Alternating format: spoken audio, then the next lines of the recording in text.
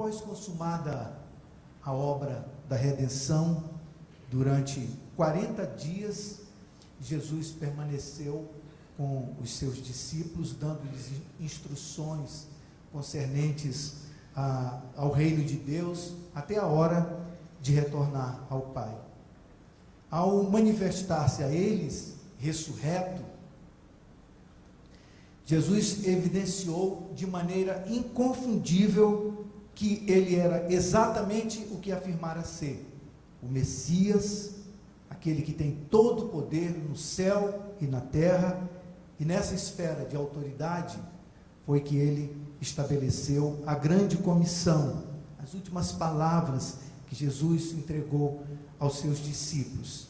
Essas últimas palavras, nós precisamos entender isso, não foram dirigidas apenas a um grupo seleto de seguidores, mas essas palavras são extensivas a todos os cristãos de todos os tempos, perpassando por nós aqui e aqueles que virão depois de nós, se Jesus não voltar antes. A todos aqueles que foram, que são e que serão alcançados pela graça salvadora, constituindo-se assim essas palavras, ou a grande comissão, num dos propósitos mais solenes da vida da igreja do Senhor enquanto aqui na terra. Então, Mateus, capítulo 28, o último capítulo, os versos 18 a 20, Jesus, aproximando-se, falou-lhes dizendo: toda autoridade me foi dada no céu e na terra. Ide, portanto, fazei discípulos de todas as nações, batizando-os em nome do Pai e do Filho e do Espírito Santo, ensinando-os a guardar todas as coisas que vos tenho ordenado. E eis que estou convosco todos os dias, até a consumação do século. Amém, Senhor. Amém. Senhor querido, que a tua palavra nesta noite nos faça entender, nos faça retornar ao que preciso seja retornarmos, Senhor. Nos faça avançar, assim como devemos avançar, segundo o teu propósito e a tua palavra. Que esta palavra opere em nossos corações, Senhor, a tua vontade. Assim nós te pedimos, para a glória e louvor do teu nome, para progresso do teu povo, da tua igreja, do teu evangelho santo, em nome de Jesus. Amém, Pai. Amém. Toda autoridade me foi dada no céu e na terra. Que prefixo maravilhoso para aquilo que Jesus ia imediatamente dizer aos seus discípulos. Ide, portanto, fazei discípulo de todas as nações, batizando-os em nome do Pai, do Filho e do Espírito Santo, ensinando-os a guardar todas as coisas que vos tenho ordenado. E vocês não vão estar sozinhos, não. Eu estarei com vocês todos os dias, até a consumação dos séculos, até que essa ordem seja cabalmente cumprida. A gente não lembra muito disso, a gente não reflete muito sobre isso, mas ele disse, para que nós não esmoreçamos diante das dificuldades, para que nós não deixemos de refletir, de lembrar que ele está presente, que ele realmente estará andando conosco. Quando Jesus esteve os 40 dias após a sua ressurreição com os discípulos, ele os treinou para perceberem esta verdade. Quando eles pensavam que estavam sozinhos, que Jesus não estava ali, Jesus aparecia e dizia: Pai, seja convosco. Estava Jesus no meio deles, falava-lhes algumas coisas, comeu com eles, provou que era ele mesmo, que ele é o Messias glorioso, que é ele que tem essa autoridade e poder que ele refere, e desaparecia. Quando eles pensavam que Jesus não voltaria mais, em outra situação, Jesus chegava e falava com eles, já para lhes dizer aquilo que finalmente ele diz.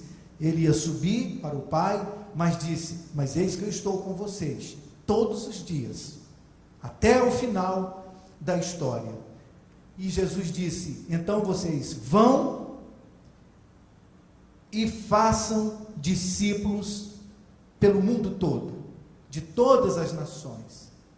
Para nós apreciarmos melhor e compreendermos melhor essa passagem, convém mencionar o que a unanimidade dos exegetas das Escrituras Sagradas afirma, que o verbo traduzido no imperativo ide, veio assim para o nosso português, ele está numa construção gramatical grega, que não existe na conjugação verbal aqui do nosso português, mas ela é parecida com o nosso gerúndio, com o tempo verbal no gerúndio. Seria mais ou menos: enquanto vocês estão indo, enquanto vocês estão vivendo, enquanto vocês estão caminhando, desempenhando as suas funções, vivendo a sua vida, vocês vão, indo assim, façam discípulo de todas as nações. Jesus não deu uma grande sugestão, mas uma grande missão: indo, preguem o evangelho, façam discípulos, ensinem. Pressupõe uma atividade contínua, nunca interrompida, em todo o tempo executada, a ser levada até os confins da terra, informalmente, relacionalmente e permanentemente. É um tempo verbal muito forte, que nós não temos. É uma ordem explícita, que fica implícita, que está dentro do nosso coração, que se transforma agora numa qualidade de vida. É o que Jesus Cristo nos diz. Indica que viver como discípulo é algo que devemos fazer com naturalidade, vivendo naturalmente, onde estivermos e aonde formos. Jesus nos desafia a ver em cada passo da nossa jornada uma oportunidade para partilhar o amor de Deus revelado em Jesus, o Filho do seu amor. Eu quero, na minha mensagem de hoje, irmãos, eu vou falar dois aspectos somente referenciados aqui para nós guardarmos em nosso coração. O primeiro dele é um tanto negativo, depois desse preâmbulo aqui, mas é coisa que nós vemos todos os dias. O segundo é positivo e reflexivo, coisa que nós devemos continuar a pensar e a meditar todos os dias. Enquanto eu tive o privilégio de ler muitas coisas, muitos livros, muitos comentários sobre esse assunto, eu fui muito visitado pelo Senhor. Foi muito precioso estar na presença de Jesus. Tive momentos de profunda alegria, emoção, lágrimas, quando me senti tão aquém daquilo que o meu Senhor me diz, e diz a você também, que espera de cada um de nós. E não espera de cada um de nós como um necessitado, mas como alguém que nos ofereceu um privilégio, e de todas as formas, se é que nós podemos dizer assim, a respeito daquilo que Deus faz, e a gente fica tentado a dizer que Ele tenta fazer, mas Deus não tenta fazer, Ele está fazendo, e Ele vai levar a bom termo aquilo que Ele já começou, e a oportunidade que Ele nos deu, nós vamos aproveitá-la. Ao final, nós seremos sim abençoados, entendendo e vivendo aquilo que Jesus nos propõe. Então, durante esses dias eu tive momentos muito felizes, mas também muito angustiantes, por perceber que nós estamos, vou usar aqui um termo que não significa derrotados, mas a igreja está perdida a respeito daquilo que o Senhor falou, a respeito dessas palavras, dessa grande comissão.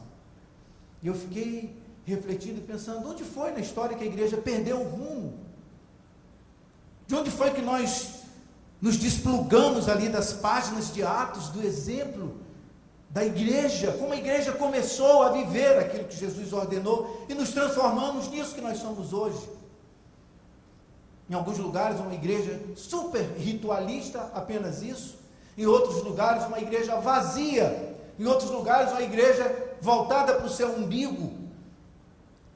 E nos grandes centros urbanos, como vamos comentar agora aqui, uma igreja que só faz vergonha ao nome de Jesus Cristo e no descumprimento tão violento dessa palavra de Jesus para o nosso coração. Essa ordem de Jesus ela não é uma ordem que se refere a algum modo missionário especial que se deve adotar em certas situações. É o estilo de vida para nós, seus seguidores, os crentes, a mentalidade que deve fundamentar o nosso entendimento sobre o significado de sermos seus discípulos.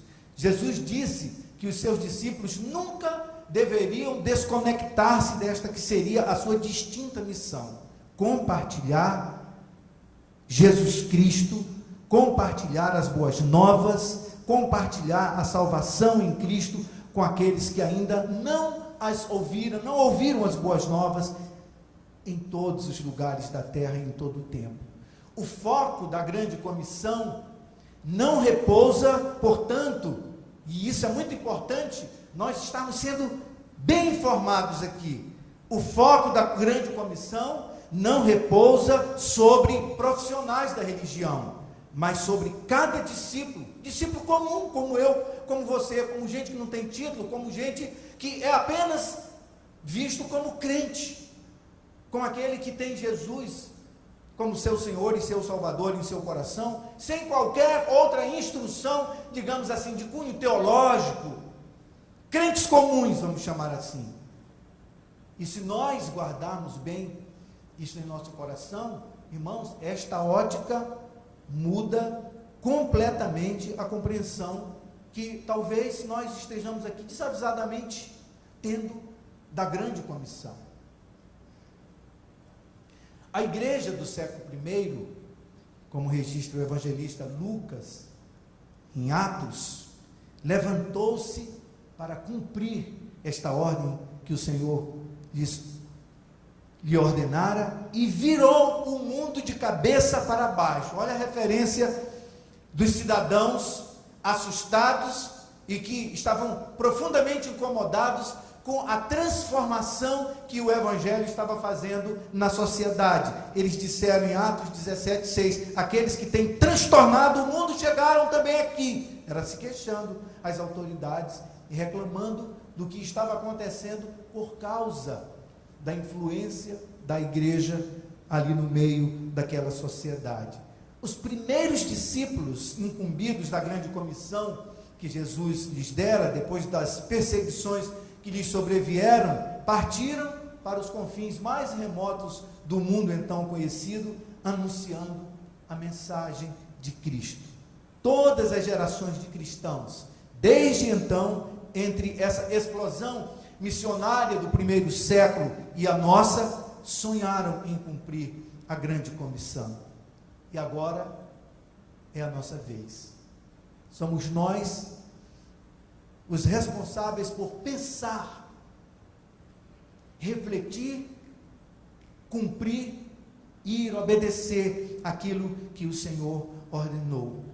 Esta é a constatação de todos os estudiosos, observadores que têm o coração nessa ordem.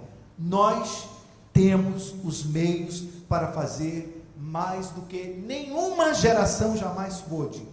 Todos os elementos necessários que possibilitam levar o Evangelho a todas as nações da terra estão disponíveis e presentes a nós, a nossa geração.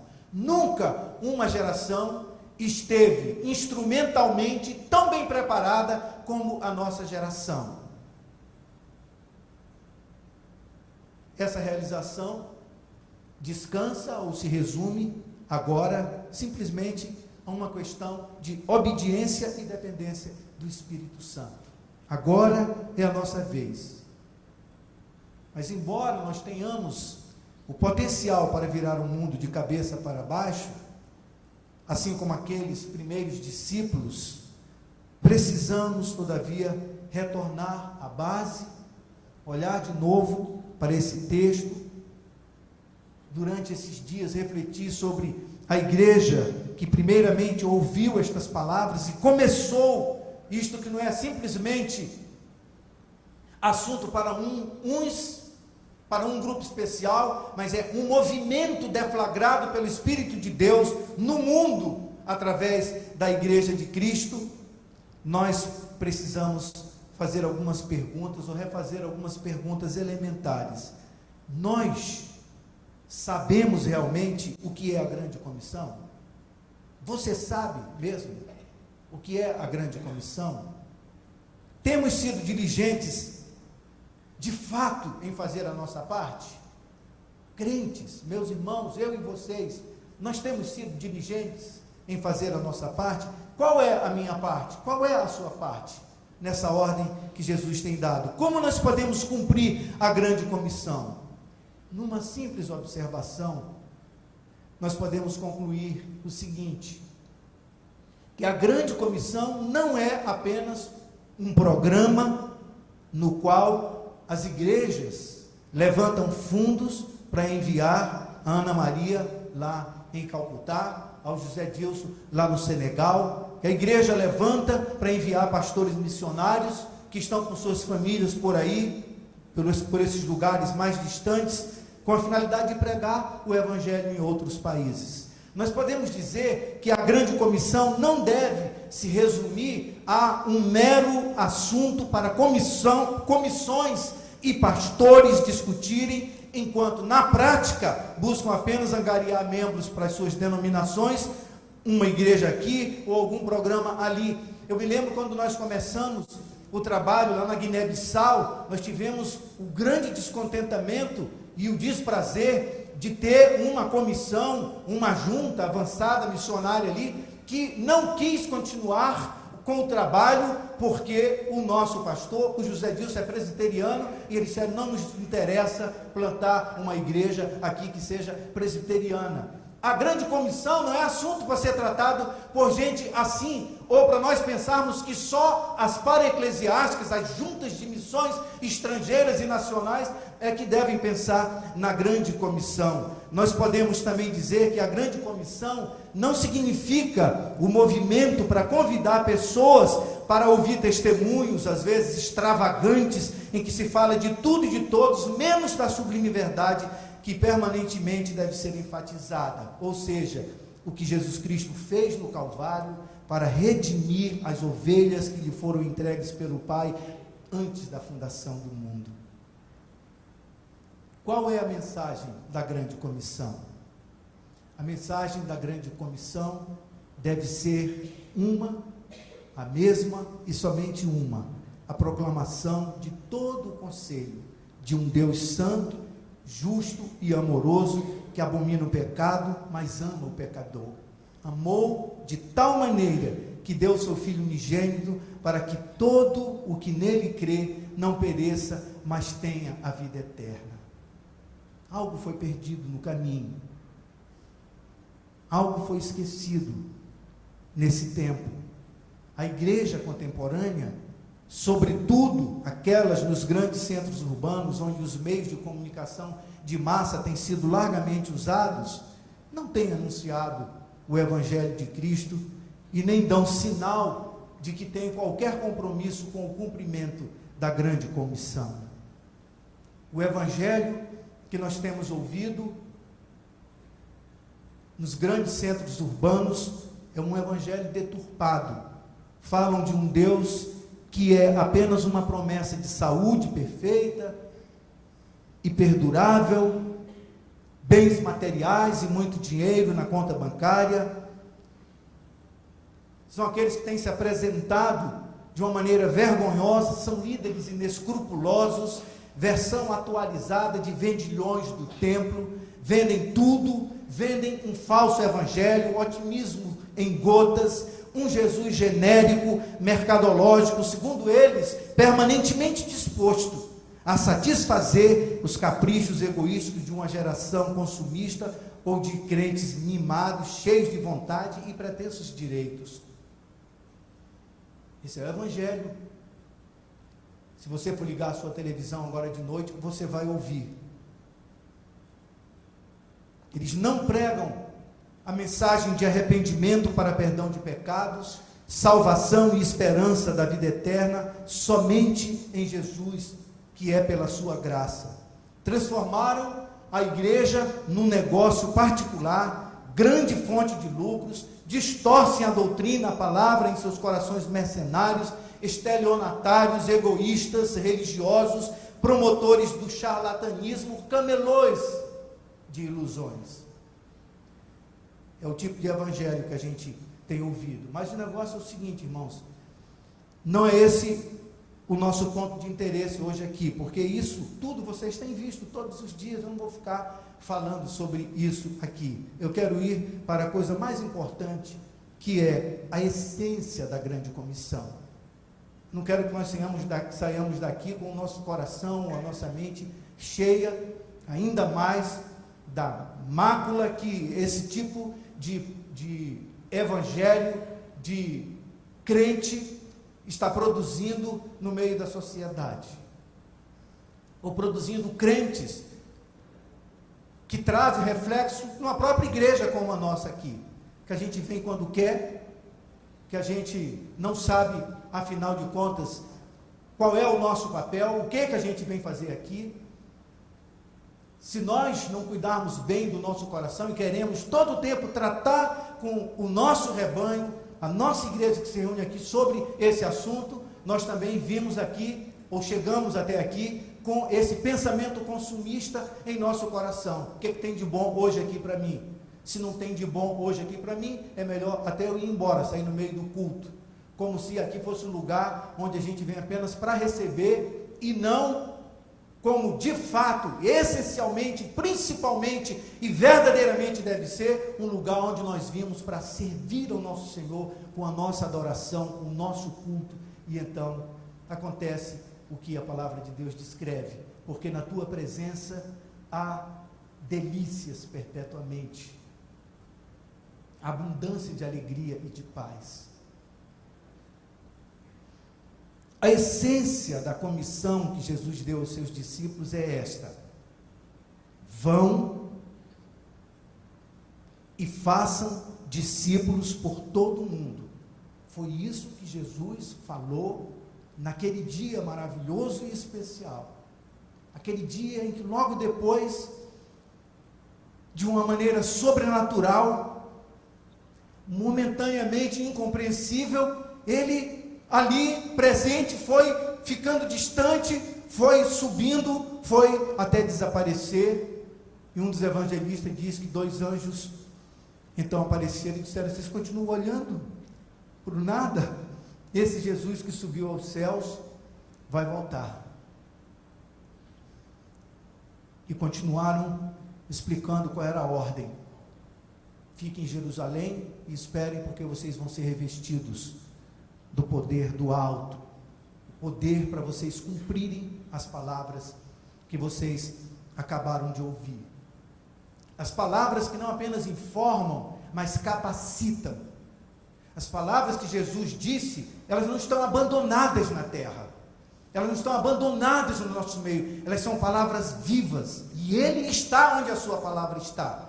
Por isso Ele disse: estou com vocês para o cumprimento. Vão e façam discípulos pelo mundo todo. Penso, irmãos, que nós podemos concordar com a seguinte observação: grande parte do evangelismo praticado em nossas igrejas hoje se concentra em fazer convertidos em vez de discípulos. Não é a mesma coisa? Convertido, discípulo? Uma pessoa que se converte não se torna um discípulo? Verdadeiramente sim, mas na prática não é isso. É aqui que nós nos perdemos, é aqui que está faltando alguma coisa. Há uma grande diferença entre só ser um convertido e ser um discípulo. O propósito da conversão, como se costuma entendê-la, é, por assim dizer, fazer com que a pessoa diga: eu aceito Jesus no meu coração, seja batizada, e então agora ela faz parte do hall de membros de tal comunidade, tal denominação. Embora falemos sobre uma mudança de vida e preguemos um evangelho que se concentra na transformação radical, muitas vezes simplesmente redefinimos a conversão, que passa a significar uma simples mudança nas perspectivas religiosas da pessoa. Eu era católico, agora eu sou presbiteriano. Eu era batista, agora eu sou congregacional. e vai por aí afora. Eu não tinha nada, eu não professava nenhuma religião, mas agora eu entrei para a crença. Eu agora sou daquela igreja Betânia. Não sabe nem que é uma igreja presbiteriana, não sabe nem o que está acontecendo. Infelizmente, há um certo descuido. Algumas igrejas, vocês vão lembrar, irmão, para a gente entender bem a gravidade disto, tem como lema de você ir e ser abençoado apenas, sim, pare de sofrer. Então é lá. Qual é a sua igreja? Aquela. Pare de sofrer. Ou outros que dão aí os seus lemas. Qual é? Eu sou daquela igreja que disse que é uma igreja além do templo. Não sabe nem do que se trata, coisas assim. Nós temos transformado conversão, que deveria resultar em ser discípulo de Jesus, em algo assim. Mas a conversão é para ser só o começo de um processo de mudança e transformação que leva a vida toda, até nós nos encontrarmos com Ele. Porque o ser humano é o tipo de criatura que precisa aprender o tempo todo com os outros a viver. Desde que nós nascemos, nós estamos aprendendo. Se alguém fizer a pergunta hoje a você é discípulo de quem? Não diga, eu não sou discípulo de ninguém, como a nossa ocidentalidade nos ensina a pensar que nós somos assim. Eu sou livre, eu faço o que eu quero, ninguém influencia, ninguém faz a minha cabeça. Você está sendo influenciado por alguém ou por alguém. Desde que nós nascemos, nossos pais, depois os professores, as amizades, na universidade. Quantos jovens eu posso lembrar aqui rapidamente na minha memória, que estivemos juntos aqui, louvando juntos, adorando a Deus juntos, chorando juntos, até o dia deles entrarem na universidade. Vários deles foram embora, transformaram-se em qualquer coisa, menos cristão, influenciados, discipulados, que foram por um outro tipo de mente, de sabedoria. Todos somos influenciados, todos estamos aprendendo. A questão é separar, escolher aquilo que nós desejamos receber em nossos corações. Veja onde isso nos leva. Nós podemos tentar melhorar essa compreensão sobre esse processo da conversão que se inicia e a continuação desse aperfeiçoamento constante que nós recebemos pela comunhão com Cristo, com o seu Evangelho, para a gente fazer aqui uma distinção. Pregar é falar do amor de Deus às pessoas. Discipular é compartilhar o amor de Deus com outros. Pregar é compartilhar verbalmente as boas novas com outros. Discipular é compartilhar essas boas novas presencialmente, fisicamente, por meio de ações práticas, relacionamento, vivência, comunhão. A questão é esta: sempre que nós separamos o falar do amor de Deus às pessoas, do compartilhar o amor com elas, nós temos um testemunho incompleto. A grande comissão não está sendo cumprida através do nosso testemunho, da nossa vida. Quando os discípulos viram Jesus pela última vez, na sua conhecida forma visível, ele disse que nós, discípulos, façamos discípulos dele, para ele, dentre todos os povos da terra. Vão e façam discípulos. A ordem de Jesus para a sua igreja. Os discípulos receberam um mandato. A partir daquele momento, eles, discípulos de Jesus, deveriam fazer discípulos para Jesus. Uma pergunta: você é discípulo ou discípula de Jesus?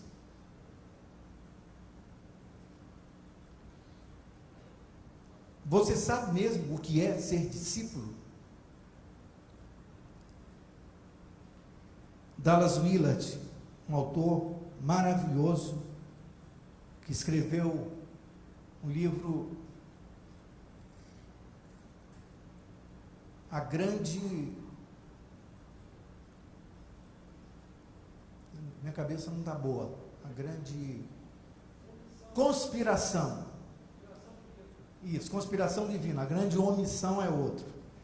A Grande Omissão, para falar desse gap, desse hiato que a igreja vive, da responsabilidade que ela deve assumir sobre essa palavra de Jesus. Então ele escreveu Conspiração Divina. Ele diz assim: um discípulo de Jesus é alguém que está aprendendo a fazer tudo o que faz, da maneira como ele fez tudo o que fez. Aprendendo com Jesus a fazer tudo o que faz, da maneira como ele fez tudo o que fez. Eu estou aprendendo a fazer as coisas que eu faço, como Jesus fez todas as coisas que ele fez. Eu estou sendo influenciado, discipulado, minha vida está sendo moldada por ele. Quem quer se tornar um engenheiro, vai estudar com quem entende de engenharia. Quem estuda para ser médico, vai estudar com médicos ou pessoas especializadas nas áreas afins que o tornarão um médico. Se eu sou um discípulo de Jesus, eu preciso estar com ele. Não tem curso por correspondência com Jesus.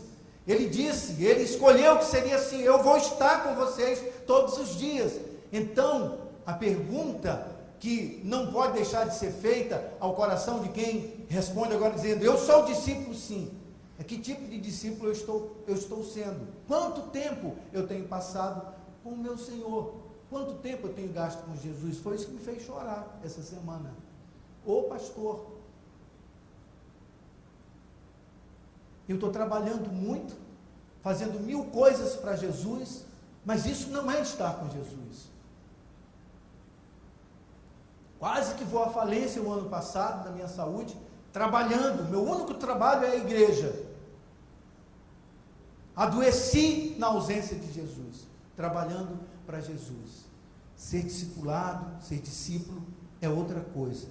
Discípulo é simplesmente aquele que decidiu estar com outra pessoa em condições adequadas, a fim de ser capaz de fazer o que faz o mestre, o seu mestre, ou de tornar-se o que é o mestre. É isso que Jesus quer que nós aprendamos.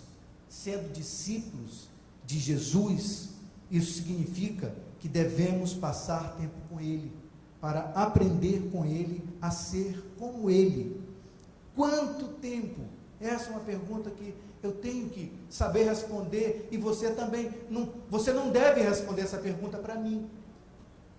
Ela não vai fazer parte das perguntas que nós vamos conversar nas células essa semana, porque essa pergunta é para ser respondida no quarto secreto, quando eu entro, e quão constantemente eu tenho entrado nesse quarto para conversar com o meu Senhor, com o meu Salvador.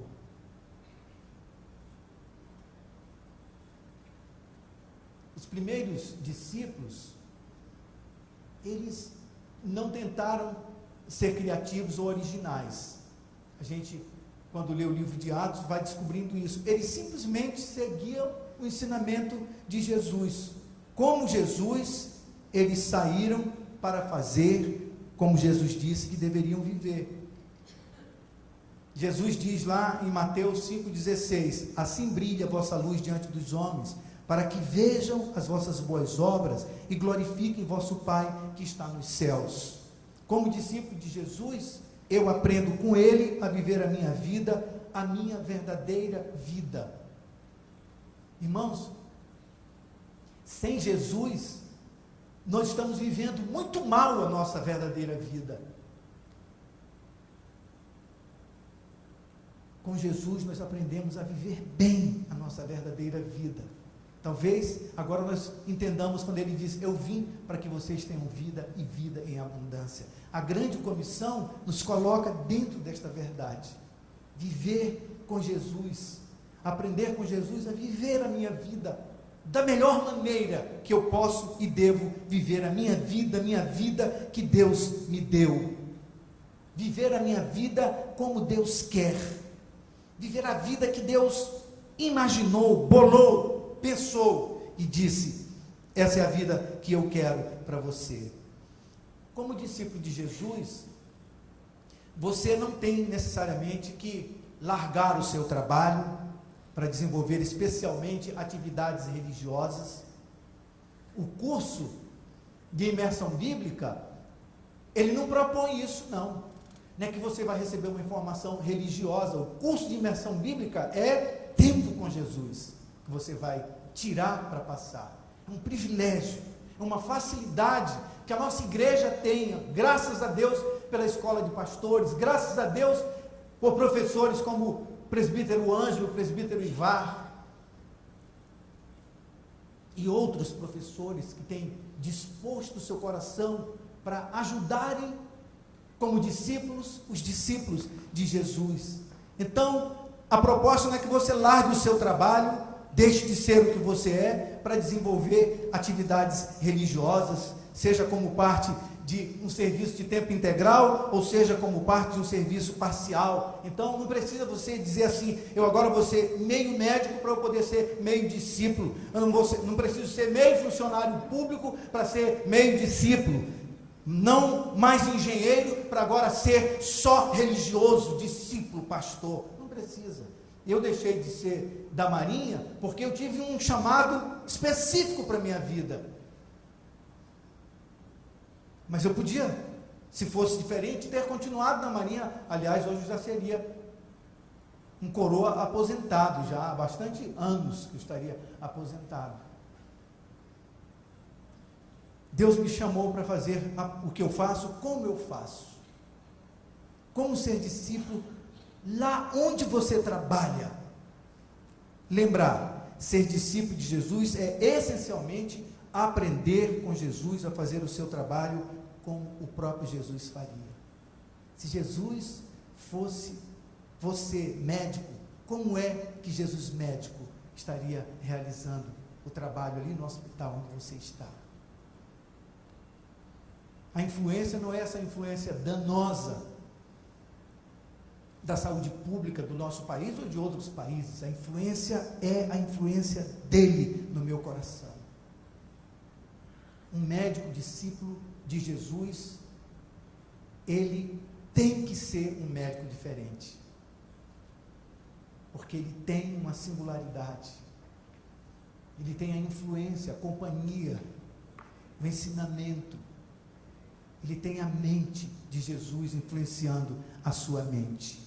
Você não precisa deixar de ser o profissional que você é para ser completamente, onde você está, um discípulo de Jesus. O Novo Testamento exprime essa ideia propondo que tudo o que nós façamos, que nós o façamos em nome de Jesus, que nós o façamos como para Jesus, como para o Senhor. A nossa condição de discípulo de Jesus não é dentro dos limites claramente definidos, uma questão do que nós fazemos, mas de como nós fazemos o que fazemos. Um discípulo é classificado ou é distinguido por isso, pela maneira como ele faz o que faz. Ele pode ser identificado. Por isso que Jesus disse,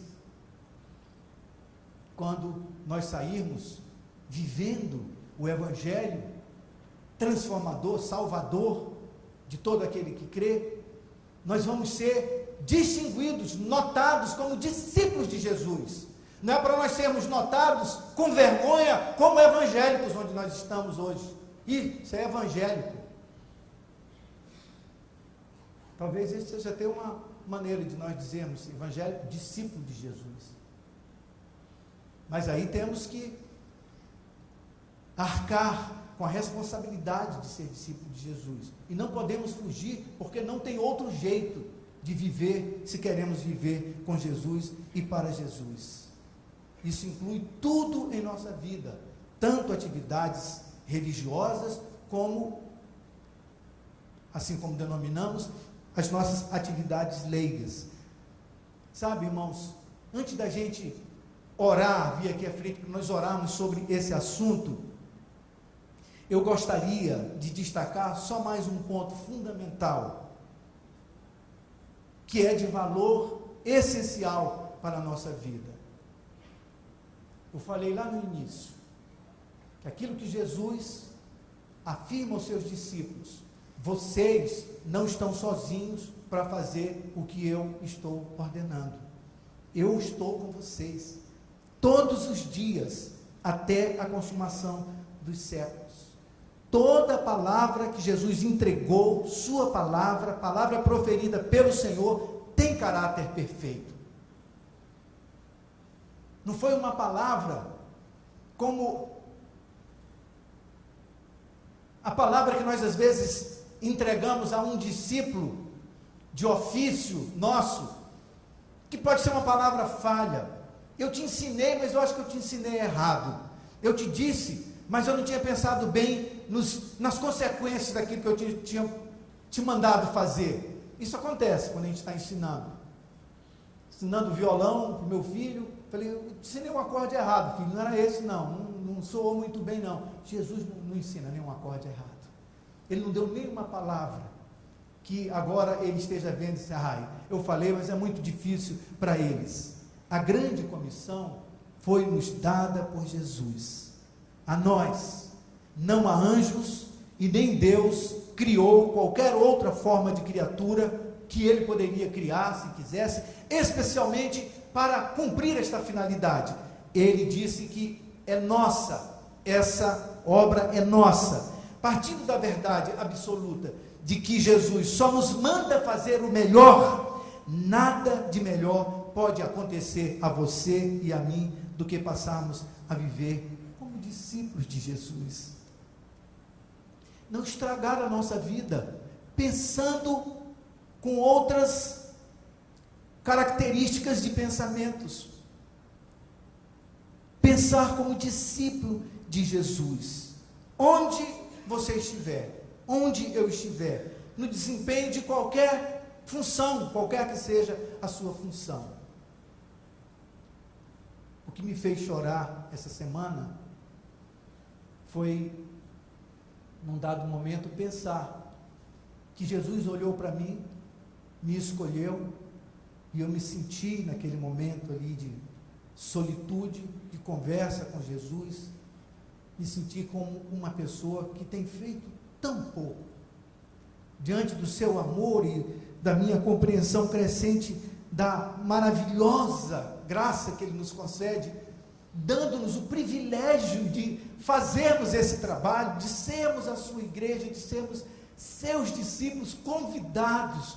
Não tem voluntário, eu quero me voluntariar para ser discípulo de Jesus. É Ele quem convida, Ele me convidou, Ele convidou a você também. E nós não podemos faltar às aulas, nós não podemos faltar aos encontros. Eu chorei pensando que eu tenho feito o meu curso de discipulado com Jesus, igual a gente faz o curso de líder de célula aqui. Eu pego a mesa e me manda o relatório, eu fico olhando lá. 3 faltas nesse aqui, esse aqui faltou 4, isso aqui veio só 2, mas ele está fazendo treinamento de líder. Jesus me fez pensar, você também tem feito seu treinamento de discípulo comigo dessa maneira? Você tem ido a alguma aula? Jesus tem dado alguma aula para a sua vida?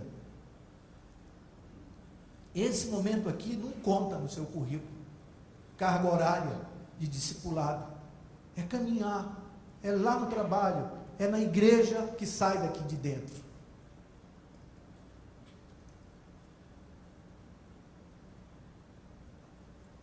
É quando você está lá na sua casa, no meio dos seus familiares, no seu emprego, no seu desemprego, no quartel, no hospital, no seu condomínio. Seu testemunho é bom lá no seu condomínio, as pessoas olham para você e dizem assim: um discípulo de Jesus. Tenho raiva dele porque ele é uma pessoa muito certa. Ou a pessoa diz assim, e é crente,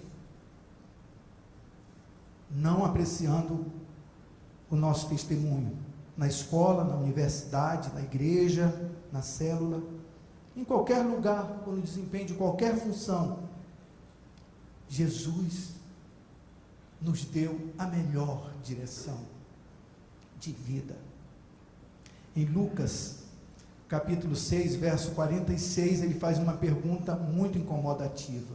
Por que me chamais Senhor, Senhor, e não fazeis o que eu vos mando? Nitidamente, aos olhos de Jesus, não há nenhuma boa razão para deixar de fazer o que ele nos ordenou fazer, pois ele nos manda sempre fazer o melhor. Jesus nos mandou fazer o melhor. Se os anjos um dia quiseram fazer isso, Jesus disse, não é para vocês.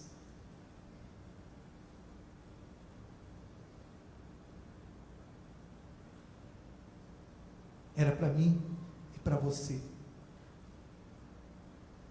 Como é que a gente pode imaginar isso, irmãos? Como você pensa responder ao Senhor, se não fez até agora o que ele disse que era melhor? Como você pensa em responder ao Senhor? Foi tipo assim, como às vezes os adolescentes falam, Senhor, tipo assim, quando não sai nada, não tem o que falar.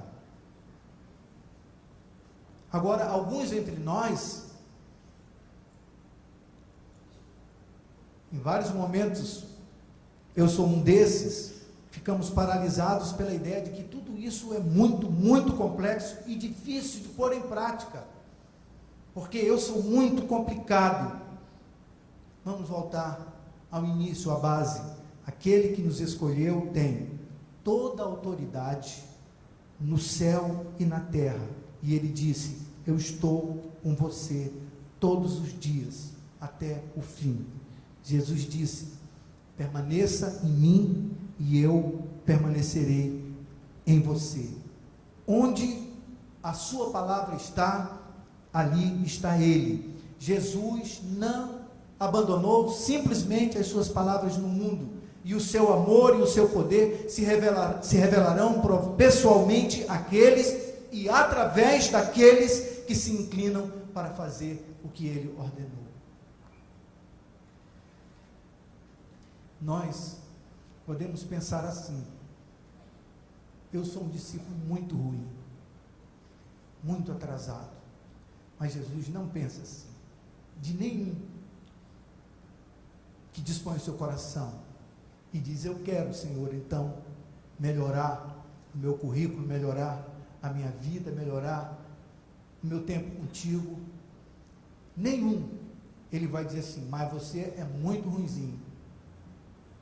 Ele tem todo o poder, toda a sabedoria, todo o conhecimento, ele tem palavras de vida eterna, ele pode fazer aquilo que nós pensamos que ninguém pode.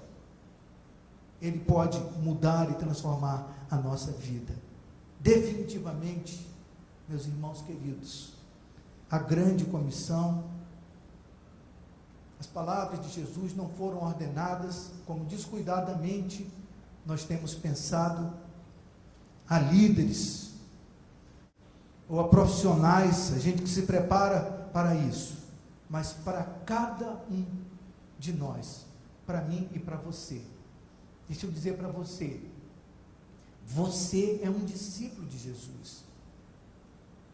Só tem essas duas categorias de gente sobre a face da terra: discípulo de Jesus e não discípulo de Jesus. Se você é um crente, você é um discípulo de Jesus. Você pode ser um discípulo que está em falta com o seu Senhor, com o seu Mestre, que tem faltado os seus encontros, que não tem provocado esses encontros, que tem gasto o seu tempo todo para você mesmo, como se a sua vida fosse sua, ou como se você soubesse fazer bem feito aquilo que você deve fazer na sua vida. Se ele não estiver ensinando, se você não estiver dando oportunidade a Jesus de ensinar você a viver a sua vida, alguém, outra coisa, outro poder, outra sabedoria, estranha sabedoria, está influenciando você a gastar a sua vida, a morrer a sua vida. E a gente não vai ter o que falar se chegarmos lá de mãos vazias e ele perguntar, mas por que você não fez O que eu disse para você fazer era o melhor. Não existe nada melhor do que receber as palavras da grande comissão, dizer: eu sou igreja sim, eu vou fazer sim, eu vou viver assim, eu quero, onde eu estiver, na dimensão, no poder, no volume que a minha vida pode representar, virar o mundo de cabeça para baixo, fazendo aquilo que o meu Senhor me ensina a fazer, fazendo o que eu faço, como Ele faria o que eu faço, desempenhando as minhas funções onde eu estou, como Ele desempenharia as minhas funções estando no meu lugar.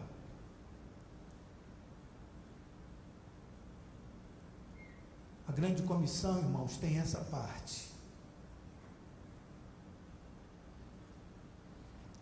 Talvez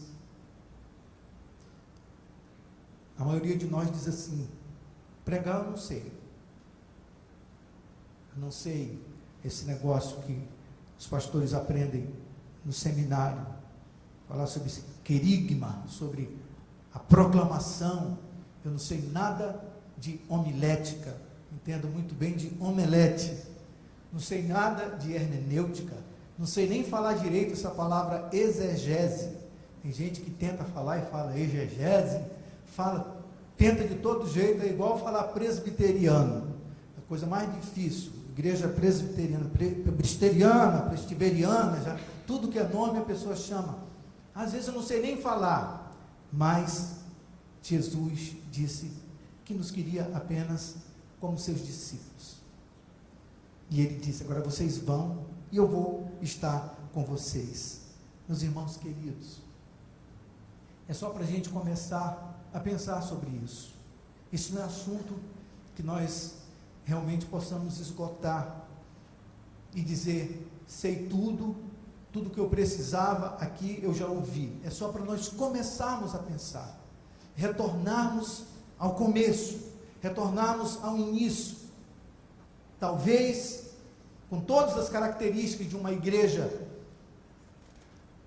denominacionalmente bem postada.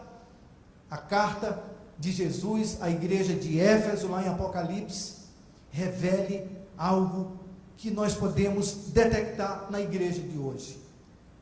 Era uma igreja para a qual Jesus disse: eu tenho contra ti uma coisa, que você abandonou o seu primeiro amor.